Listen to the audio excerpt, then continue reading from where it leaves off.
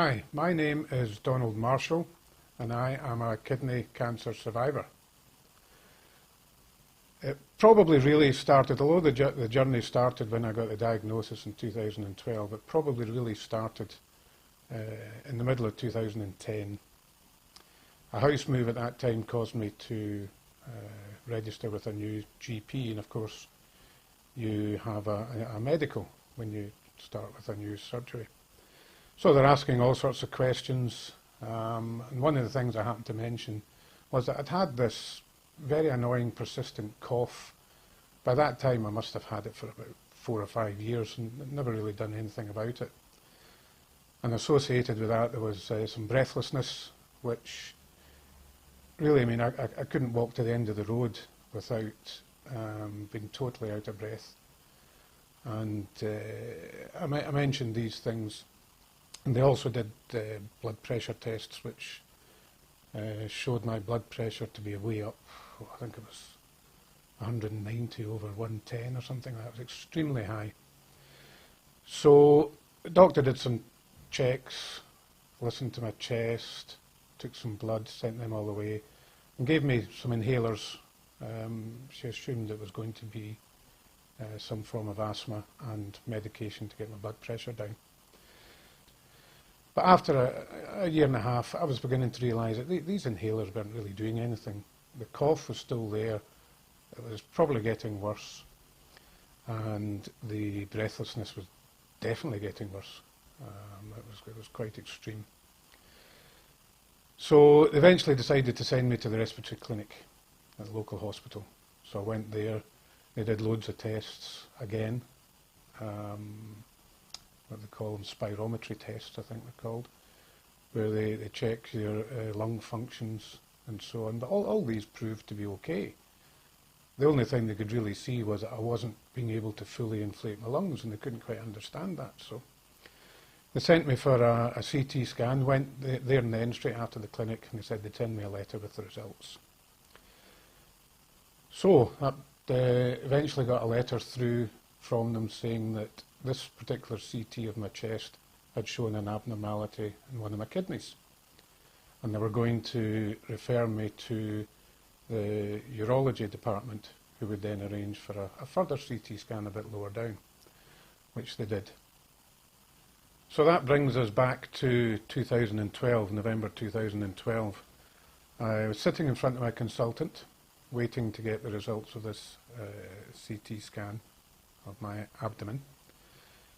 And I remember him saying, he says to me, do you know what all this is about? Do you know why you're here? I hadn't a clue. I mean, I really had no clue what it was all about. In the course of the next 15 seconds, one big long sentence that totally changed my life. He told me that I had a tumour in my kidney. He was going to operate within the next few weeks, take the kidney out, and hopefully that would solve the problem.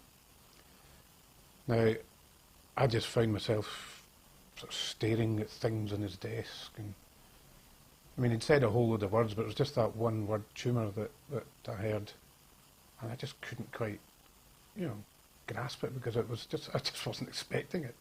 I'd never even heard of kidney cancer. I didn't know you could get cancer on your kidney. He sent me back out into the waiting area. Again, I was sitting there. You could see people bustling about, chatting away, people laughing, talking, but I couldn't hear a thing. It was just a buzz. And I do remember looking at a rack with all sorts of leaflets and so on, and I was looking at them, all sorts of different things, but nothing to do with kidney cancer at all. And unfortunately, the clinical nurse specialist, or cancer nurse specialist, was on maternity leave at the time. They didn't have a replacement, so there was nobody to talk to. I was sent on my way and told I would get an appointment for an operation within a few weeks. So I went home, broke the news to my partner, well, she was then partner, now fiancée, Suzanne, my 2 grown-up sons, and a very close friend. But I did ask them not to tell anybody, because I didn't really want to broadcast it.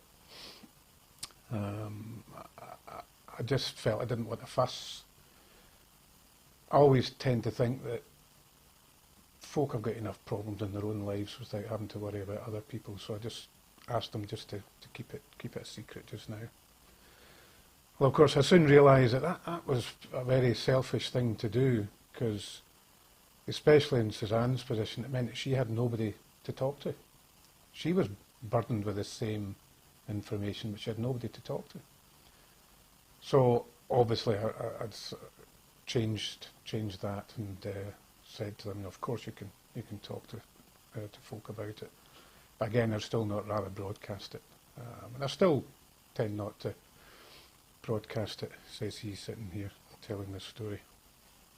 The operation was done. I had an appointment with my consultant after the operation. It was a good few weeks after the operation. They had done their tests on the kidney. The kidney had been removed with the tumour. They'd done tests on it, and they come up with all sorts of figures and numbers which are supposed to tell you things. But basically what he was saying was they've been successfully taking the kidney out. They're very happy that they'd taken the whole tumour out and that there was no other signs of cancer in my body at all. One thing though was that the tumour itself had broken into one of the major veins that runs from the kidney back up to the heart. So there was a likelihood that there were some what's called tumour cells floating around in the body. So with all the information that they gather from these reports, they put it together and they come up with a number, which basically determines the risk of it coming back, which is great news, isn't it? So this scale runs from 1 to 8. It goes up to 11, but by the time you get to 8, 9, 10 and 11 just basically are about the same risk. 1's obviously the lowest risk and 8's the highest risk, and guess, I happen to be a 7. So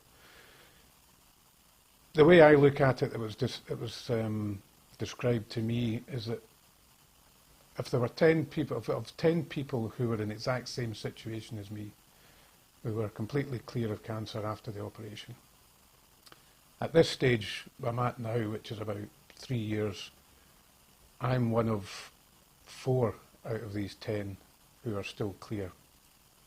Unfortunately, the other 6 will have had, statistically will have had a return of the cancer.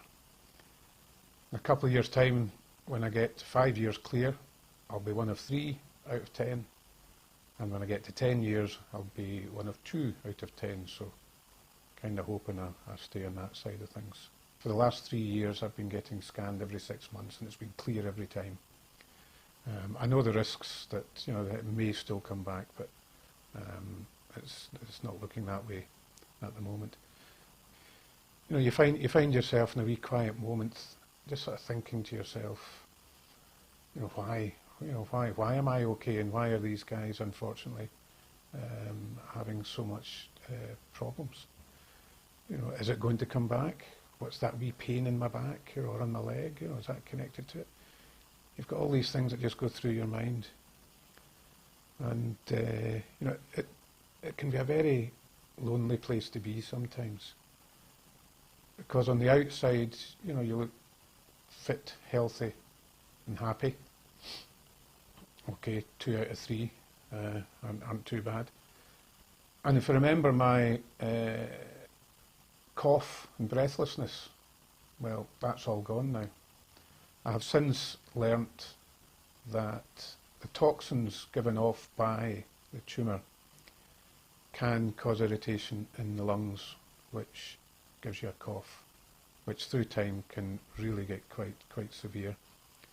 And the breathlessness, well, strangely enough, that was just caused by the physical size of the tumour itself. And my tumour was about, I think I said it was about 8 centimetres, which is what, with that size, I suppose a small, or a big orange or a grapefruit or something like that. And that was stopping the diaphragm from fully inflating the lungs. Now, who knew? The symptoms were there, but I just didn't realise that that's what they were relating to. if anything like that is happening to you, get it checked, because the sooner kidney cancer is discovered, the more options there are for treatment and the more likely you are to survive. The one thing that we all needed at the time, both straight after the diagnosis and then after the operation, was information. There was none forthcoming at all. I thought there would be some sort of patient pack, some sort of literature, leaflets, whatever, telling us what to expect, but nothing whatsoever, or even who to contact. I mean, I started looking up Dr. Google, which is the worst thing you can do because there's so much information there. Many of it is totally irrelevant to you in particular, and some of it is just wrong as well. And that's really where this buddy system that's been set up by Kidney Cancer Scotland, Kidney Cancer UK, I feel is really, really important. All the buddies are patients or carers who have been trained by the charity and how to use our experiences to help support newly diagnosed patients, or even those who are still undergoing treatment following initial diagnosis. Because you may feel afraid to talk about it with your loved ones, because you may be worried that you might upset them, or they may even be too embarrassed to talk about it because they don't know what to say. But you've got to vocalise it. You've really got to get your feelings out there, and that is where, again, these buddies on the Kidney Cancer Scotland scheme can be a great help. We've all had different journeys. We're all on different journeys, so we should be able to match someone to your own circumstances who's going through the same thing as you. Lots of people know me, and they're aware that I like to live my life to full. I'm also aware that there's plenty other friends, patients who are unable to do that, but I am told that my positive attitude and, shall we say, somewhat irreverent sense of humour is much appreciated. And after all, it's my life. It's now or never. I know I'm not going to live forever, but I am going to live while I'm alive. I think we quote from a song.